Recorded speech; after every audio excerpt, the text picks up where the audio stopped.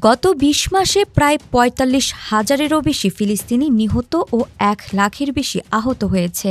এর ফলে বিশ্বজুড়ে ধর্মীয় সহানুভূতি দেখিয়েছে মুসলিমরা। অনেক দেশে মার্চ ফর গাজা কর্মসূচি প্রতিবাদ ও ধর্মঘট হয়েছে। গাজা ইস্যুকে কেন্দ্র করে ভারতের মুসলিমদের মধ্যে উদ্বেগ এবং প্রতিবাদের ঢেউ উঠেছে। তবে ভারতীয় সরকার এসব প্রতিবাদ সীমাবদ্ধ করে রেখেছে, এমনকি কাশ্মীর ও অন্যান্য অঞ্চলে গাজা ইস্যুকে নিয়ে বিক্ষোভ মিছিল দমন করেছে ভারতীয় সরকার। গাজা ইস্যুতে প্রথমে ভারতের অবস্থান ছিল নিরপেক্ষ, কিন্তু প্রধানমন্ত্রী মোদির সাথে ইসরায়েলের সঙ্গে ঘনিষ্ঠতা বৃদ্ধি পেয়েছে। এতে করে পাকিস্তান ও ভারতের মুসলিম সংগঠনগুলো বিভিন্ন সমালোচনা করছে।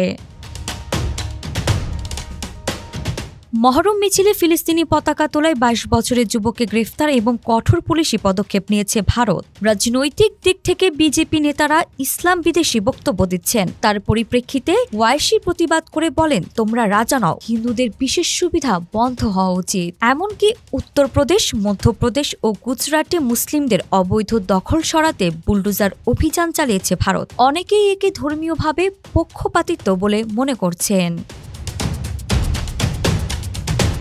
ধর্ম এখন রাজনৈতিক উত্তেজনার অন্যতম কেন্দ্রবিন্দু হয়ে উঠেছে। দাঙ্গা ও সংঘর্ষের কারণে সমাজে ধর্ম নিয়ে বিভেদ বাড়ছে। ভারতীয় মুসলিমরা নিরাপত্তাহীনতায় ভুগছেন। ভারতে গাজা ইস্যু নিয়ে ধর্মীয় রাজনৈতিক আরও তীব্র ও স্পষ্ট হয়ে উঠেছে। ইসরায়েলের সঙ্গে সম্পর্ক বৃদ্ধির পাশাপাশি দেশের ভেতরে মুসলিমদের মধ্যে অসন্তোষ বাড়ছে। ভারতীয় মুসলিমদের সাথে সরকারের সম্পর্ক দিন দিন অবনতির দিকে গড়াচ্ছে। এতে করে ধর্মনিরপেক্ষতা ও সংখ্যালঘু সুরক্ষা প্রশ্নবিদ্ধ হতে পারে। ভবিষ্যতে নির্বাচন ও রাজনীতিতে ধর্মীয় ইস্যু আরও বড় ভূমিকা হয়ে উঠবে এবং মানবাধিকার ও গণতন্ত্রে ভারতের অবস্থান ক্ষতিগ্রস্ত হতে পারে। আরিফা জাহান প্রিনন, বিডি আর্কাইভ।